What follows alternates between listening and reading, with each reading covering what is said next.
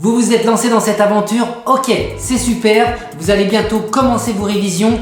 Alors pour vous, voici mes 5 conseils pour obtenir le CAP pâtissier, en tout cas pour commencer cet apprentissage en candidat libre ou en semi-candidat libre ou même à l'école, pour ceux et celles qui sont à l'école, dans les bonnes conditions. C'est parti! Premier conseil, arrêtez de penser aux échecs. Évidemment que vous allez rater, c'est obligé. Qui n'a jamais raté une crème pâtissière? Qui n'a jamais raté une génoise? On la met au four et ça s'écrase comme une crêpe. Qui n'a jamais raté? En fait, personne, même les grands chefs pâtissiers, Conticini, Michalak et d'autres, moi également, combien de fois je rate mes choses. Et même pour faire cette vidéo, je peux vous dire que j'ai essayé, je l'ai tourné plusieurs fois. Donc, n'ayez pas peur à ce niveau-là. Dites-vous que oui, vous allez rater, mais c'est ça l'apprentissage, c'est en ratant qu'on comprend et qu'on réussit. Deuxième conseil, planifiez en avance votre semaine d'entraînement. Oui, je vois tous les jours, en tout cas pour les gens qui sont totalement candidats libres, notamment dans les commentaires sur Facebook par exemple, des gens qui se disent bon bah il est 20h, allez j'ai couché mes enfants, allez je vais réaliser une petite crème pâtissière pour faire une mousseline et un fraisier. Non, c'est pas comme ça qu'il faut faire. C'est bien, vous allez réaliser un bon fraisier, ça c'est bien quand vous voulez juste faire plaisir à votre famille, c'est super. Mais vous êtes dans une phase d'apprentissage pour apprendre un métier, n'oubliez jamais.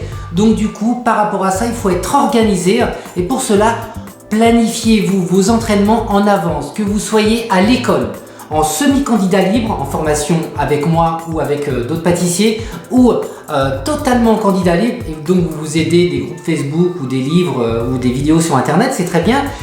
Peu importe, planifiez-vous en avance votre semaine d'entraînement. Troisième conseil, et ce conseil c'est valable en fait pour même la vie en général, soyez entouré des bonnes personnes. Ça fait 6 ans que je forme des gens pour passer le CAP pâtissier en candidat libre et je peux vous dire que le nombre de personnes, plus de 50% des gens ne sont pas du tout entourés ou en tout cas très très mal entourés. Des gens qui risquent de vous dire mais pourquoi tu passes le CAP pâtissier? T'as déjà un boulot, tout va bien chez toi, tes enfants, la famille, le mari. Pourquoi tu passes le CAP pâtissier? Ça sert à rien. Ou d'autres qui vous diront bah attends, tu vas passer en pâtisserie, mais t'as vu, tu vas être moins payé, ça va être, tu vas travailler le week-end, les jours fériés, etc. Ces gens-là, mettez-les de côté. Si vous pouvez pas les mettre de côté de suite parce que bah, c'est peut-être votre mari ou peu importe, et ben ne les écoutez pas, écoutez vous, vos propres ambitions. C'est ça qui est important, restez entouré des personnes positives.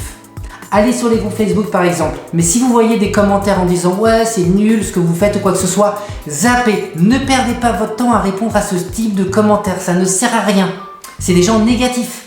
Donc éventuellement c'est bien d'avoir des critiques sur nos réalisations, notamment quand on rate, c'est comme ça qu'on avance. Des critiques positives, ok, des critiques où il n'y a aucun fondement derrière, zappez-les, ne dépensez même pas votre énergie, surtout votre temps là-dessus.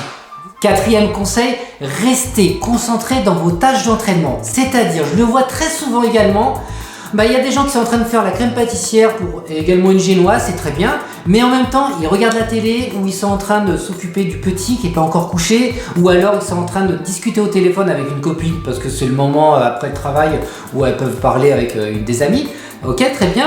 Mais non, c'est pas comme ça qu'il faut faire. C'est très bien si vous voulez juste vous faire plaisir pour la famille. Mais encore une fois, vous allez passer un CAP pâtissier, un diplôme professionnel et ça s'apprend. Donc ayez l'attitude pour ça et il vaut mieux s'entraîner 1 heure, mais en étant à 100% dessus, que 3 heures en étant très brouillon, en faisant plusieurs choses à la fois. C'est très bien de faire plusieurs choses à la fois, mais quand on est dans ce mode d'apprentissage, non. Il vaut mieux aller étape par étape. 1 heure d'entraînement, je réalise par exemple une génoise, un biscuit cuillère et pendant cette heure-ci, je ne fais rien d'autre que ça. Et enfin, le 5e conseil, je l'ai en plus cité dans mon groupe Facebook Obtenir le CAP pâtissier, conseils et motivation. Si vous voulez d'ailleurs intégrer ce groupe, c'est gratuit évidemment.